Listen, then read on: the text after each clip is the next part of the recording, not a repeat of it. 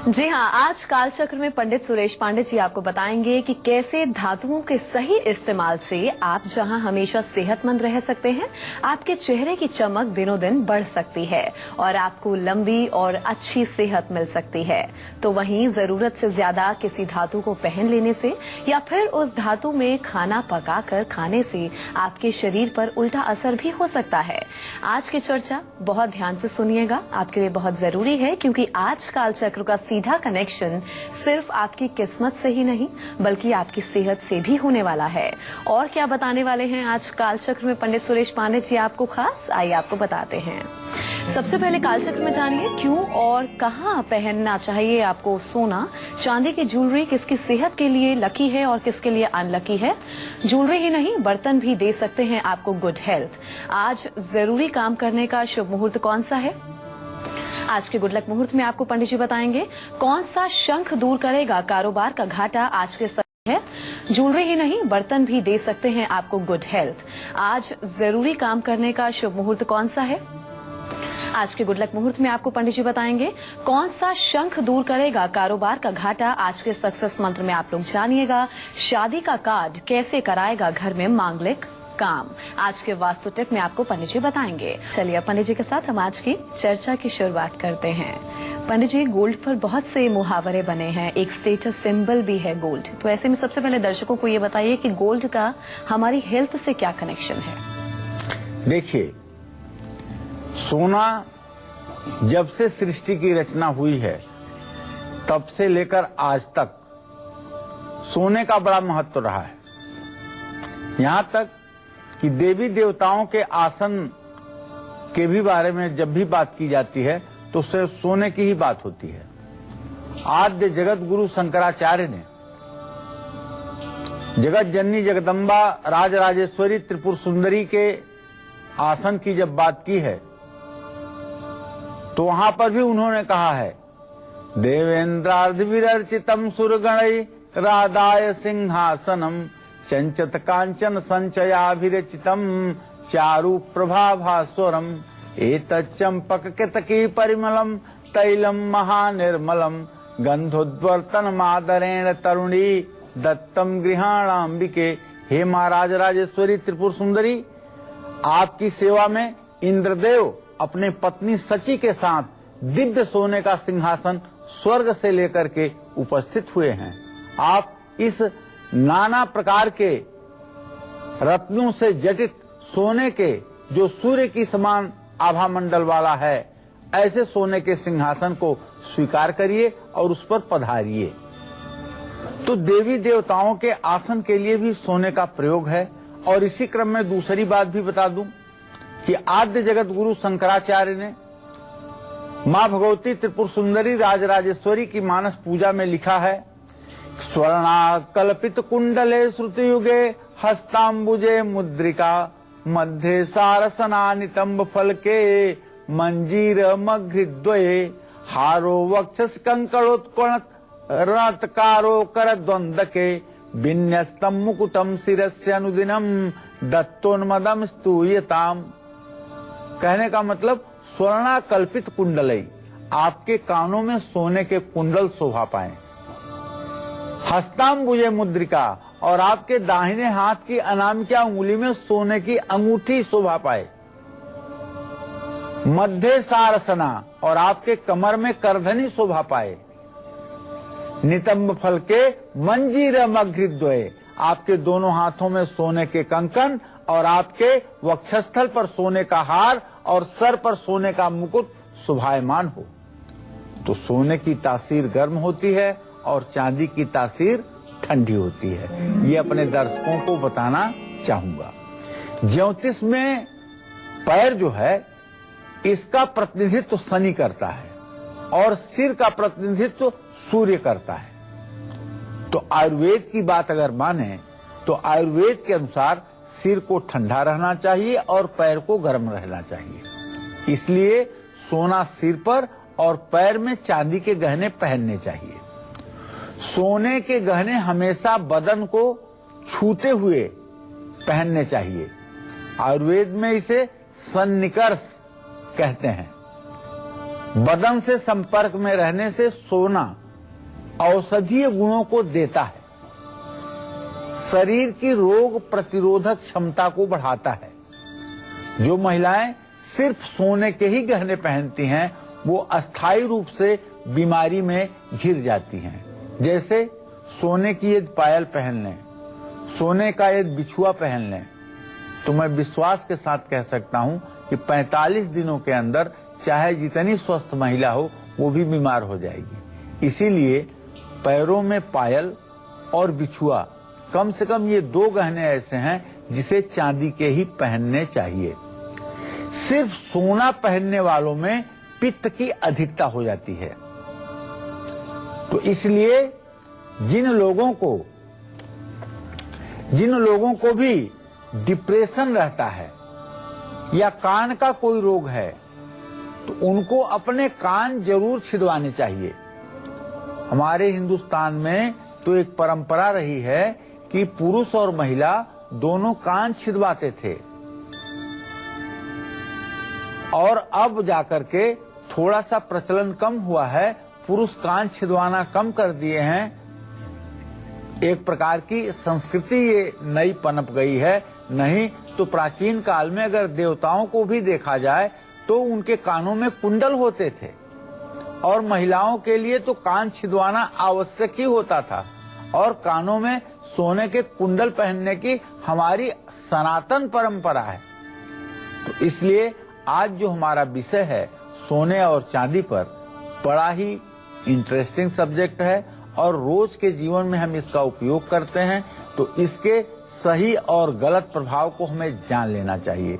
इसलिए आप पूरे धैर्य के साथ आज हमारे इस कार्यक्रम में बने रहिए, और अगर जो जरूरी बातें आपको लगती हैं कि इसे भविष्य में याद रखना है या अपने मित्र, इष्ट और रिश्तेदारों को बताना है, उसे आप नोट भी कर सकते हैं। जी हाँ, तो गोल्ड से जुड़ी पंडित जी ने आपको खास जानकारी दी और बताया कि सोने का यानी गोल्ड का आपकी सेहत से क्या कनेक्शन है, और उम्मीद है ध्यान से आपने विस्तार से जो पंडित जी ने आपको समझाया है आपने सुना भी होगा। अभी हम आज के राशिफल की शुरुआत करेंगे, और बात सबसे पहले होगी मेष राशि के जातकों की। इनका आज का पूरा दिन कैसा व्यतीत होगा, आइए आपको बताते हैं।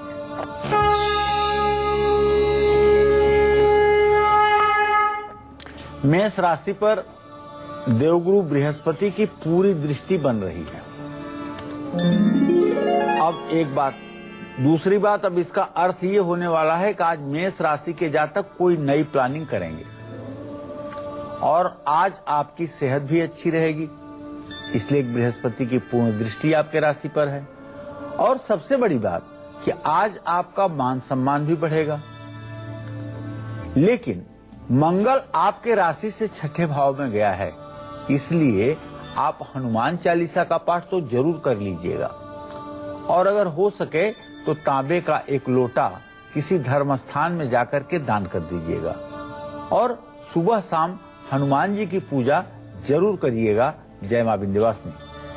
और अब वृषभ राशि के जातकों का आज का हाल, इनका आज का पूरा दिन कैसा व्यतीत होगा, और आज के दिन को विशेष बनाने के लिए इन्हें क्या खास करना होगा, आइए जानते हैं।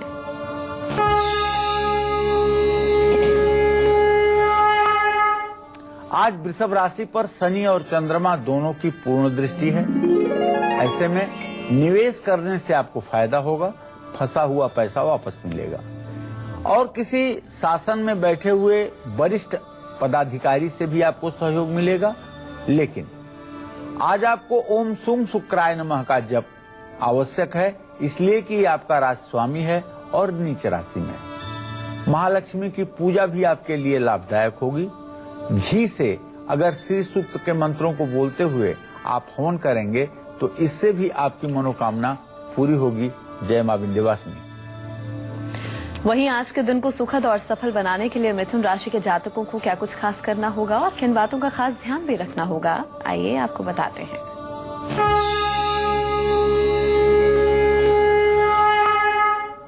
आज मिथुन राशि पर किसी भी ग्रह की कोई पूर्ण दृष्टि नहीं बन रही, सिर्फ और सिर्फ राजस्वामी बुध की स्नेहा दृष्टि बन रही है।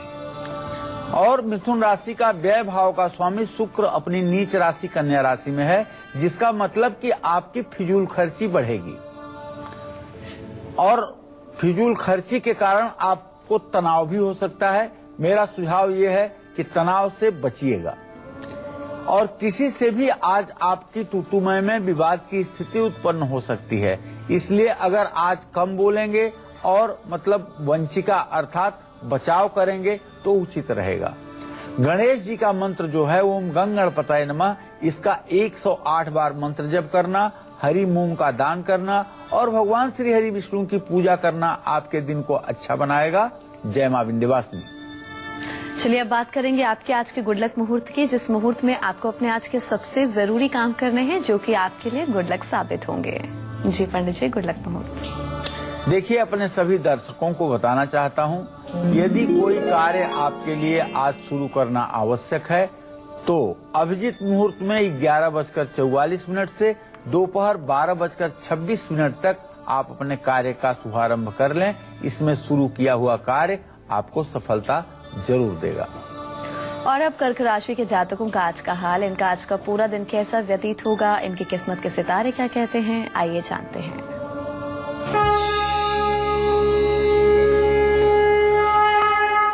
कर्क राशि के जातकों को बताना चाहूंगा कि आपका राशि स्वामी चंद्रमा नीच राशि में, अपनी नीच राशि में शनि के साथ 20 योग बनाता हुआ इस समय वृश्चिक राशि में है। लेकिन आपके आजीविका भाव का स्वामी मंगल अपने भाव को पूर्ण दृष्टि से देख रहा है, तो रुके हुए तो आपके काम पूरे होंगे, इसमें कोई संदेह नहीं है। और अगर कहीं पैसा भी लगाएंगे उससे भी आपको फायदा मिलेगा।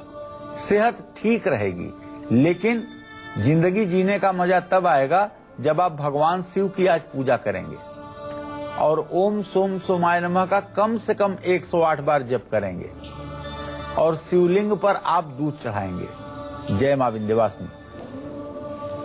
तो सोने की ज्वेलरी पहनने से सेहत पर और क्या क्या पॉजिटिव, क्या क्या नेगेटिव असर हो सकता है, इसका क्या कनेक्शन है हमारी सेहत से, आइए विस्तार से हम पंडित जी से जानकारी ले लेते हैं। जी पंडित जी। देखिए, फिर से बताना चाहूंगा कि जिन लोगों को कभी भी समाज में मान सम्मान नहीं मिलता है, उनको अपनी मध्यमा उंगली में सोना जरूर पहनना चाहिए।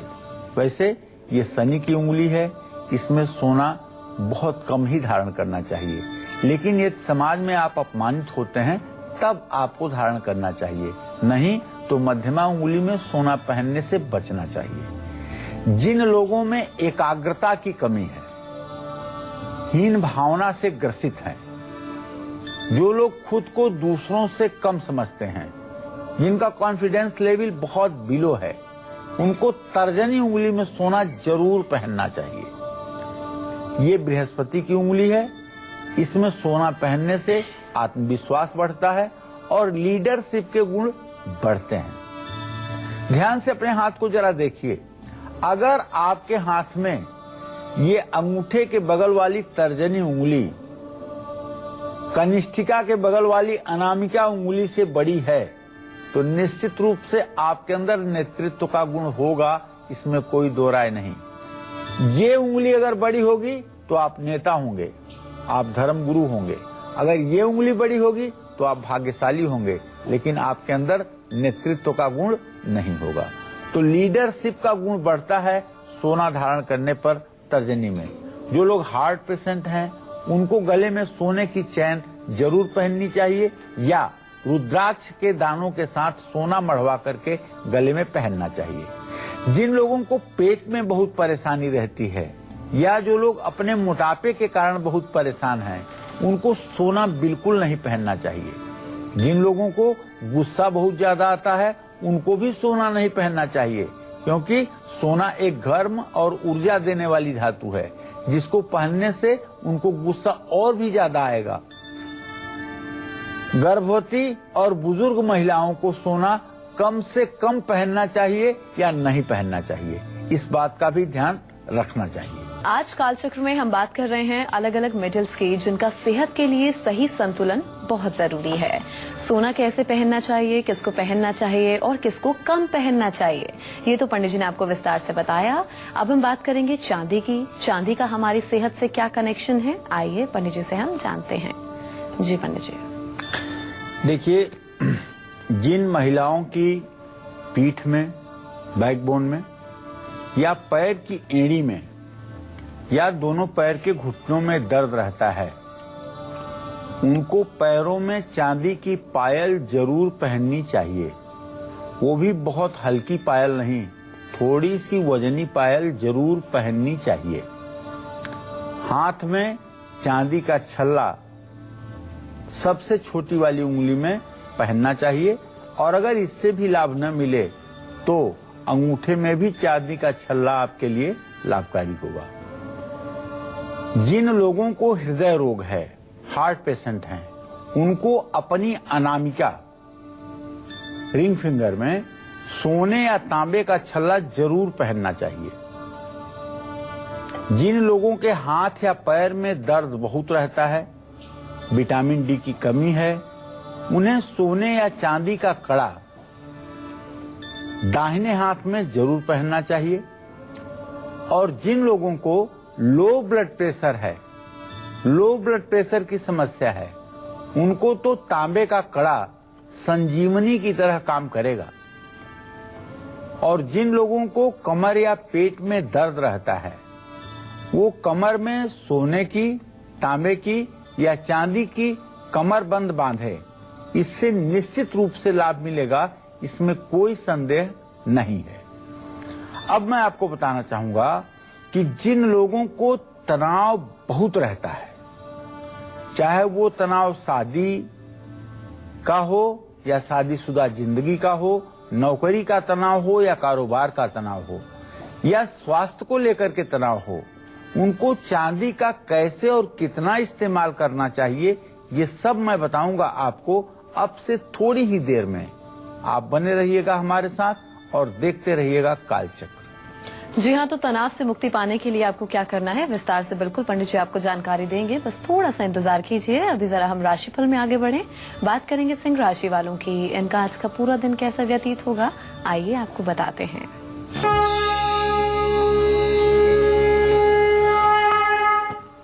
सिंह राशि में इस समय गोचर से देवगुरु बृहस्पति की स्थिति है और उनकी दृष्टि सिंह राशि के जातकों के भाग्य भाव पर है। इसका मतलब ये है कि आपकी व्यवसाय से जुड़ी हुई कोई यात्रा सफल होगी और कहीं से आपके नौकरी के भी योग बन रहे हैं, लेकिन काम को लेकर के आपको किसी प्रकार की रिस्क नहीं लेनी चाहिए। और चूंकि आपका राशि स्वामी नीच राशि में है, इसलिए आपको ओम घृणी सूर्याय नमः का मंत्र जप करना चाहिए और भगवान शिव का अभिषेक करना चाहिए, पूजन करना चाहिए। शिव जी को लाल फूल भी आप चढ़ाएंगे अगर, तो इससे भी आपको लाभ मिलेगा। जय मां विंध्यवासिनी। तो आज को कन्या राशि के जातकों का हम हाल बताएं, उससे पहले मुंबई से हमारी एक दर्शक कमलेश फोन लाइन पर मौजूद है, उनसे बात कर लेते हैं। जी कमलेश जी, आप पूछ सकती हैं, क्या पूछना चाहती हैं? हाँ, नमस्कार मैम। नमस्कार जी। हाँ गुरुजी, कोटि कोटि प्रणाम। हाँ, सदा सुखी रहिए। हाँ गुरुजी, मैं एक बात कहना चाहती हूँ।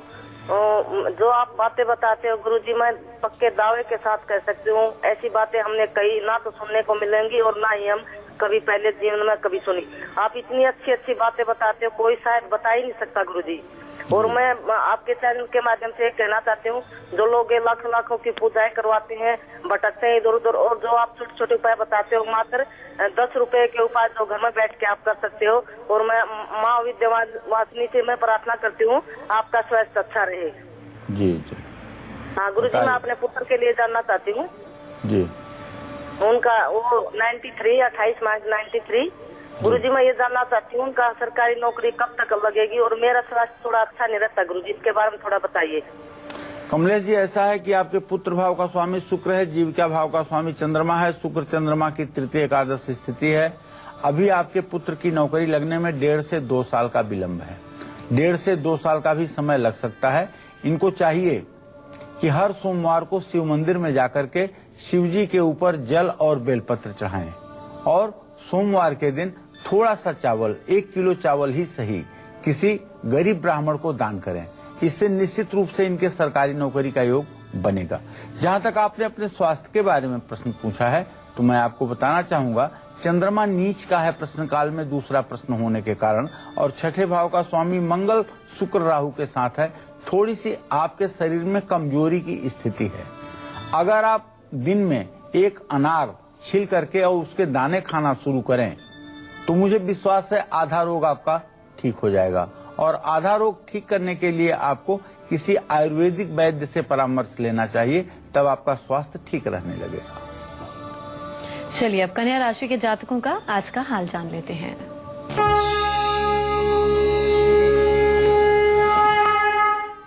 कन्या राशि में इस समय 3 ग्रहों की स्थिति है, सूर्य, मंगल और राहु। दृष्टि किसकी है भाई? केतु की। स्नेहा दृष्टि शनि की जरूर बन गई। ऐसे में अगर ग्रह गोचर देखा जाए तो आत्मविश्वास बढ़ने के तो संकेत मिल रहे हैं और कहीं से शुभ समाचार भी मिलेगा। पैसों का भी फायदा हो सकता है, लेकिन अगर आप राहु का मंत्र जप करेंगे तब ओम रांग राहवे नमः इस मंत्र का 108 बार आपको जप करना पड़ेगा। भगवान श्री हरि विष्णु की पूजा भी करना चाहिए आपको, और हरा कपड़ा किसी किन्नर को अगर दान करेंगे तो इसका भी आपको लाभ मिलेगा। जय मां विंध्यवासिनी।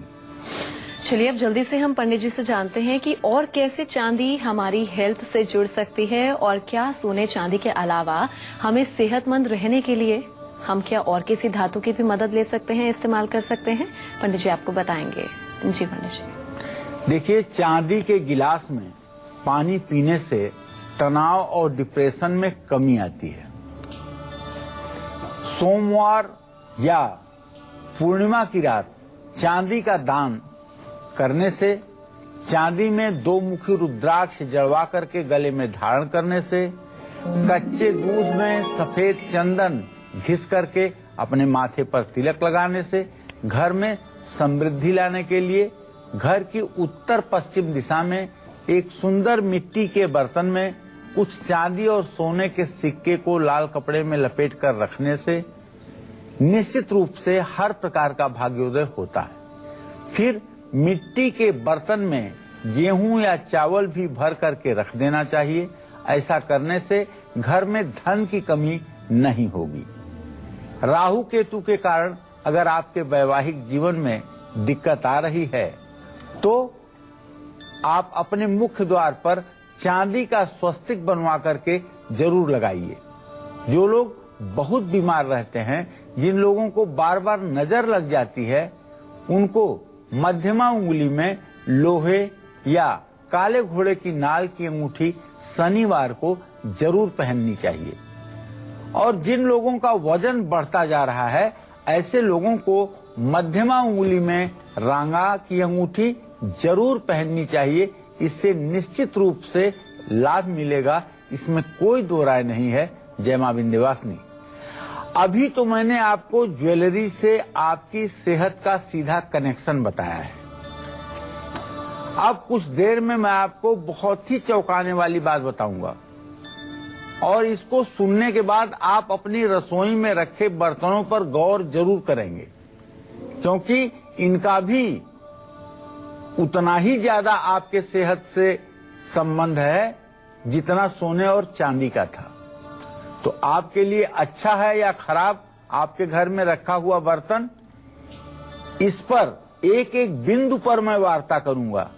इसलिए आज का कार्यक्रम बड़ा ही इम्पोर्टेंट है। इसे पूरे मनोयोग के साथ देखिए और आप देखिए कि आपके किचन में आपके सेहत को नुकसान पहुंचाने वाला कोई बर्तन तो नहीं। अगर है तो उसे आज ही घर से बाहर करना है। चलिए अब माधुरी से बात कर लेते हैं। जी। और आप देखिए कि आपके किचन में आपके सेहत को नुकसान पहुंचाने वाला कोई बर्तन तो नहीं। अगर है तो उसे आज ही घर से बाहर करना है। चलिए अब माधुरी से बात कर लेते हैं। जी माधुरी, आप पूछ सकती हैं, क्या पूछना चाहती हैं? अपनी उम्र बताइए और सवाल कीजिए। प्रणाम पंडित जी। हाँ, सुखी रहो बेटा। हाँ पंडित जी, मुझे अपने मामा के बारे में पूछना था। उनका नाम है विनोद कुमार। उनकी डेट ऑफ बर्थ है 19/7/1975, सुबह 7:25 जी। पंडित जी, अभी कुछ महीनों से वो बहुत ज्यादा गुस्सा कर रहे हैं, घर में किसी की भी बात नहीं सुनते हैं और उन्हें थोड़ी बुरी आदतें भी लग चुकी है पंडित जी।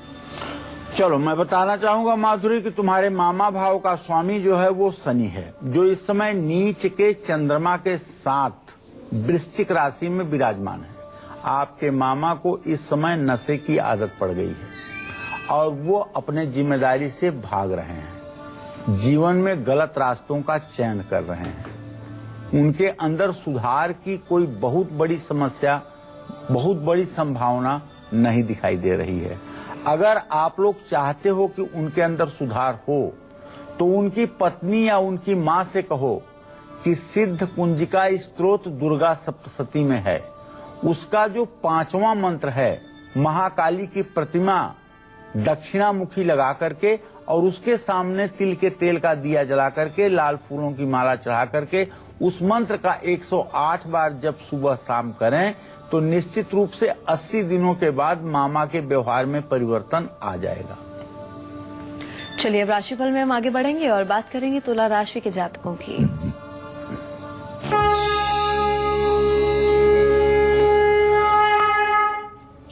तो तुला राशि के जातकों को बताना चाहूंगा कि आज आपके ग्रह गोचर के आधार पर आपके राशि में सूर्य और बुध का बुधादित्य योग बन रहा है, जो इस बात का संकेत कर रहा है कि आज भाई आपके सारे काम बनेंगे, संपत्ति का फायदा भी होगा, लेकिन आज दुश्मन आपको परेशान करने की पूरी कोशिश करेंगे। तो दुर्गा जी की पूजा कर लीजिए, ओम दुंग दुर्गाय नमः का जप कर लीजिए, काले तिल से हवन कर लीजिए और माँ दुर्गा को खीर का भोग जरूर लगाइए, इससे आपको लाभ मिलेगा। जय माँ विंध्यवासिनी। और अब वृश्चिक राशि के जातकों का आज का हाल।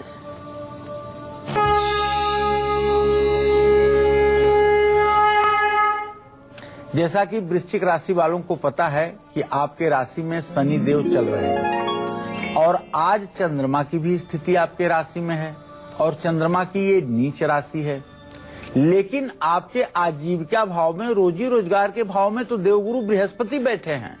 तो ऐसे में आपको नई नौकरी मिल सकती है, नए कारोबार की शुरुआत हो सकती है, कुछ अच्छा रोजी रोजगार से जुड़ा हुआ समाचार आपको मिल सकता है और कहीं यदि आप पैसा लगाते हैं तो उससे भी आपको फायदा मिलेगा।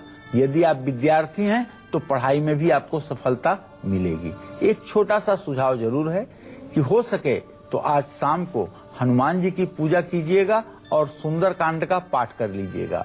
लाल मसूर का दान आज दिन में करना आपके लिए लाभकारी होगा। हनुमान जी के दर्शन पूजन में अगर समय बिताएंगे तो इसका आनंद आपको बहुत आएगा। जय मां विंध्यवासिनी। दिल्ली से संजीव जुड़े हैं, उनसे बात कर लें। जी संजीव जी, अपनी बर्थ डिटेल्स बताएं और सवाल कीजिए, क्या पूछना चाहते हैं आप? गुड मॉर्निंग पंडित जी, नमस्कार। हाँ, सदा सुखी रहे संजीव जी। पंडित जी, 15 जुलाई 1958 है, सुबह 8 बजे का टाइम है। पंडित जी, हम प्रॉपर्टी का काम करते हैं और लेकिन 10वें घर में जो है उसमें केतु बैठा है मंगल के साथ जी। तो कुछ उपाय बताएं पंडित जी। देखिए, मंगल तो प्रॉपर्टी के काम के लिए बहुत अच्छा माना जाता है और जहां तक केतु की स्थिति है तो संजीव जी मैं बताऊं कि प्रश्न लग्न के हिसाब से आपके आजीविका भाव का स्वामी मंगल है, जो इस समय नीच के शुक्र और राहु के साथ कन्या राशि में विराजमान है और लग्ने शनि से तृतीय एकादश का योग बन रहा है।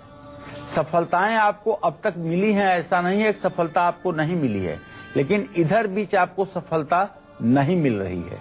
तो मैं इसका उपाय आपको यही बताना चाहूंगा कि आप गणेश सहस्रार्चन का एक कार्यक्रम अपने यहाँ रखें। गणेश प्रतिमा ले आकर के उसकी विधिवत राजोपचार पूजन करके 1008 लड्डू और 1008 दुर्वांकुर से गणेश जी के 1008 नामों को बोलते हुए उन्हें समर्पित करें। इससे सारी मनोकामना आपकी सद्य अर्थात तत्काल पूरी होगी और जीवन में आप सुखी रहेंगे। अगर यह उपाय आप वर्ष में एक बार गणेश चतुर्थी के दिन करते रहेंगे तो कभी आपके जीवन में व्यवसाय संबंधी समस्या नहीं आएगी।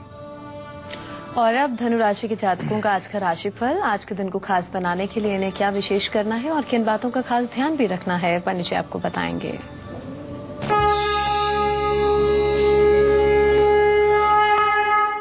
तो धनु राशि के जातकों को बताना चाहूंगा कि आज आप अपने संतान को लेकर के, उसके करियर को लेकर के थोड़ा सा परेशान रह सकते हैं। आज मैं आपको ये विनम्र कहना चाहूंगा कि आज आप किसी से छोटी मोटी बात में विवाद ना करें, क्योंकि विवाद करना आपके लिए नुकसानदायक होगा। आपके छठे भाव का स्वामी शनि नीच के चंद्रमा के साथ है तो विवाद में आपका ही नुकसान होगा। तो बिल्कुल विवाद ना करें, टॉलरेट करें और कहीं की दूर की यात्रा करने का योग बन रहा है जो आपके लिए लाभकारी होगी। पीपल के पेड़ की पूजा करें और अपने गुरुदेव को कुछ न कुछ उपहार अवश्य दें। ओम ब्रिंग बृहस्पतये नमः का मंत्र जप करें। जय मां विंध्यवासिनी। चलिए अब चर्चा को आगे बढ़ाते हैं और ज्वेलरी के बाद अब हम बात करेंगे आपकी रसोई की, जहां खाना कैसे बनता है, किसमें बनता है और किसमें परोसा जाता है और उसका हमारी सेहत से क्या डायरेक्ट कनेक्शन है, पंडित जी आपको बताएंगे। जी पंडित जी। देखिए, लोहे के बर्तन में खाना पकाने से और खाने से शरीर में आयरन जैसे पोषक तत्व की मात्रा बढ़ती है। पहले हमारे हिंदुस्तान में सब्जी बनाने के लिए लोहे की कढ़ाइयां ही इस्तेमाल में लाई जाती थी। प्रचलन में जो लोहे की कढ़ाई थी ये सब्जी बनाने के काम में आती थी, लेकिन लोहे के बर्तन में खाना खाने के लिए हमारे शास्त्रों में मना किया गया है। एक देहाती कहावत है कि भैंसा जोते लोहनी खाए। भैंसे को जो जोतने वाला है और लोहे के बर्तन में खाना खाने वाला है उसके पड़ोसी का नाश हो जाता है। तो एल्युमिनियम बहुत ही मुलायम और प्रतिक्रियाशील धातु है, इसलिए नमक या अम्लीय तत्वों के संपर्क में आते ही एल्युमिनियम घुलने लग जाता है। एल्युमिनियम के बर्तन में टमाटर, इमली, सिरका गर्म करने से गंभीर रोग उत्पन्न हो सकते हैं, इस बात का ध्यान रखिएगा। एल्युमिनियम के बर्तन में भोजन से कैल्शियम और आयरन की मात्रा खत्म हो जाती है, जिससे हड्डियों की बीमारी होती है, याददाश्त कमजोर पड़ जाती है। इसी तरह से तांबा और पीतल के बर्तन में भी खाना पकाने से शरीर को नुकसान होता है। तांबे के बर्तन में ज्यादा नुकसान होता है, पीतल के बर्तन में नुकसान की मात्रा कम होती है। तो ये तो आपके किचन के विषय में कुछ विशेष जानकारी मैंने बताया कि कौन सा बर्तन आपको रखना है और कौन से बर्तन नहीं रखना है। मेरे दिमाग से एल्युमिनियम का बर्तन सब प्रकार से नुकसानदेह है। अब आज एक बहुत आश्चर्यजनक बात मैं आपके सामने कहने जा रहा हूं। वो बात ये है कि क्या आपके बच्चों की शादी में रुकावट आ रही है? तो घबराइए नहीं, बस इतना करिए कि जब तक हम ब्रेक से वापस आएंगे तब तक आप अपने घर में आया हुआ कोई शादी का कार्ड हो, कहीं से शादी का निमंत्रण आपको आया होगा ना, आपके घर में शादी का कार्ड होगा इस साल का, पिछले साल का, उसको जरा निकाल करके अपने हाथ में ले लीजिए। पंडित जी से हम जल्दी से जान लेते हैं कि आज का सक्सेस मंत्र क्या है।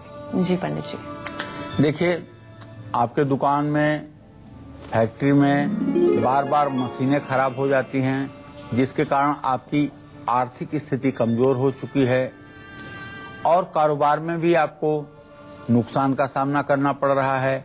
आपकी आमदनी घट रही है, पैसों की तंगी हो रही है, बार बार मशीनें खराब हो जाती हैं, जिसके कारण आपकी आर्थिक स्थिति कमजोर हो चुकी है और कारोबार में भी आपको नुकसान का सामना करना पड़ रहा है। आपकी आमदनी घट रही है, पैसों की तंगी हो रही है।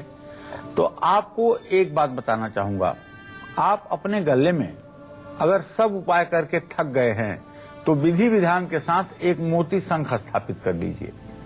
ऐसा करने से धनहानि जरूर रुकेगी, इसमें कोई दो राय नहीं है, और कारोबार में मुनाफा की भी स्थिति बनेगी।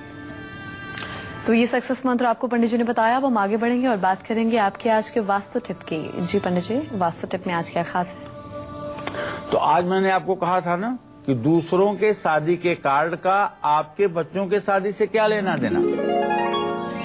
तो अब वास्तु टिप में वही बात मैं आपको बताने जा रहा हूं। मुझे विश्वास है कि शादी का कार्ड भी आपके हाथ में होगा।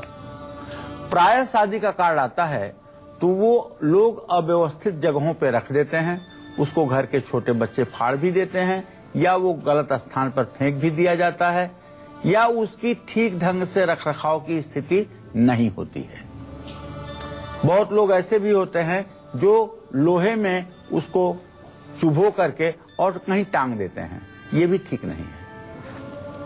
आपके घर में बच्चों की शादी की अगर सचमुच में देरी हो रही है जिससे आप चिंतित हैं, या बार बार शादी की बात होते होते रुक जाती है, तो जरा अपने घर में दूसरों लोगों के आए हुए शादी के कार्ड आप कहाँ रखें, इसके बारे में सोचिए, इस पर गौर कीजिए। घर में आने वाले शादी को कार्ड को भूल करके भी ना फाड़िए या ना फेंकिए। इस कार्ड को घर के पूर्व उत्तर दिशा में नॉर्थ ईस्ट में कहीं ठीक ढंग से रख दीजिए। शादी में आने वाले सारे विघ्न इससे दूर हो जाएंगे, इसमें कोई दो राय नहीं है। क्योंकि शादी के हर कार्ड में गणेश जी का चित्र जरूर होता है और गणेश जी का चित्र अन्य दिशाओं में रखा जाए ये अशुभ फल देता है। इसलिए नॉर्थ ईस्ट में शादी के कार्ड रखे जाएंगे, राधा कृष्ण का चित्र होता है, भगवान जी का चित्र होता है, तो नॉर्थ ईस्ट में यदि कार्ड रखे जाएंगे तो आपके बच्चे के विवाह का योग जल्दी बनेगा। गुड़गांव से हमारी एक दर्शक फोन लाइन पर जुड़ी हैं, उनसे बात कर लेते हैं। जी, अपना नाम बताइए, अपनी बहुत डिटेल्स दीजिए और सवाल कीजिए। क्या पूछना चाहती हैं आप? हाँ जी, मेरा नाम अर्चना है। मैं अपने पति के बारे में पूछना चाह रही हूँ। क्या जानना चाहती हो अर्चना? कितने साल के हैं तुम्हारे पति? नमस्ते पंडित जी। खुश रहो बेटा। मेरे पति की डेट ऑफ बर्थ है 1976 जी 1976। जी जी, क्या जानना चाहती हूँ बेटा उनके बारे में? पंडित जी, हम 3-4 साल हो गए, ना तो नौकरी लग रही है ना ही काम धंधा चल रहा है। हर जो भी काम में हाथ डालते हैं वो फेल हो जाता है और इतना कर्जे में डूबते जा रहे हैं, बहुत ज्यादा।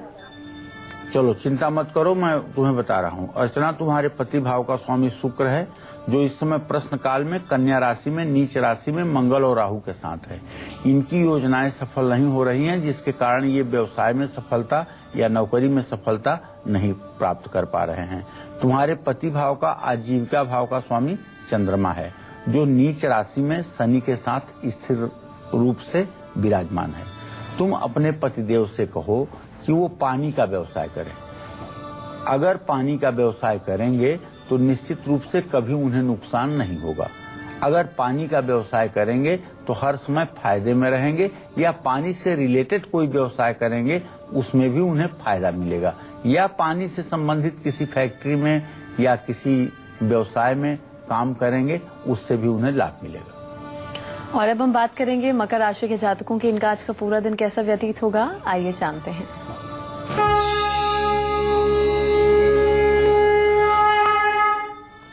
आज संतान को लेकर के परेशान रहेंगे और आज आप मेहनत ज्यादा करेंगे। आलस्य से परेशानी हो सकती है, किसी से विवाद भी हो सकता है। ओम संग शनश्चराय नमः का मंत्र जप करें, किसी वस्तु का दान करें और पीपल के पेड़ के नीचे सरसों के तेल का दिया जलाएं। जय मां विंध्यवासिनी। वहीं आज के दिन को खास बनाने के लिए कुंभ राशि के जातकों को क्या करना होगा और किन बातों का खास ध्यान भी रखना होगा, आइए जानते हैं।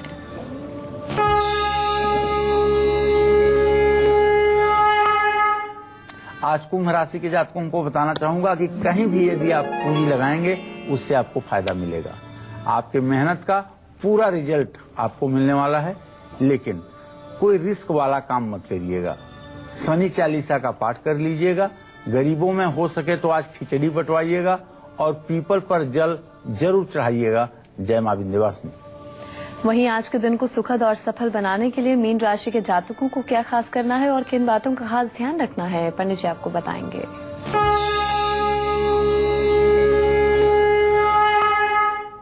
आज का ग्रह गोचर जो संकेत कर रहा है उसके आधार पर बताना चाहूंगा कि मीन राशि के जातकों के सम्मान में आज वृद्धि होगी, लेकिन शान में थोड़ा सा फिजूल खर्ची भी बढ़ेगी। आंखों से जुड़ी परेशानी हो सकती है। पीपल का पेड़ लगाएं और भगवान विष्णु की पूजा करें। विष्णु सहस्त्र नाम का पाठ करें। जय मां विंध्यवासिनी। तो उम्मीद करते हैं आज का विषय आप सभी को बहुत पसंद आया होगा। बहुत बहुत शुक्रिया आपका पंडित जी इस खास जानकारी के लिए। कल फिर हाजिर होंगे एक नए विषय के साथ। तब तक के लिए कालचक्र की पूरी टीम को दीजिए इजाजत। नमस्कार।